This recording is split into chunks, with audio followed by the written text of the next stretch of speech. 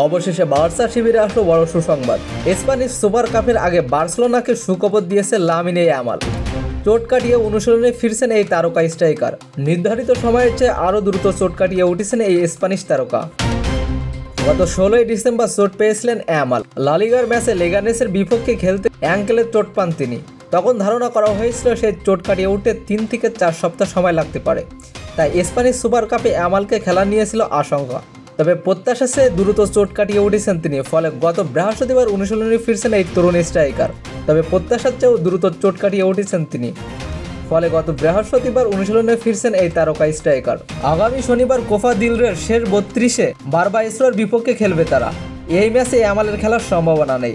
এরপর বুধবার সৌদি আরবের জেদ্দায় স্প্যানিশ সুপার কাপের সেমিফাইনালে মুখোমুখি হবে অ্যাথলেটিক বিলবাওয়ের। এই ম্যাচ দিয়ে মাঠে ফিরতে পারে ইয়ামাল। গত গ্রীষ্মে স্পেনের ইউরো জয়ের বড় অবদান রাখা ইয়ামাল এই মৌসুমে বার্সেলোনা জার্সিতে সমান উজ্জ্বল।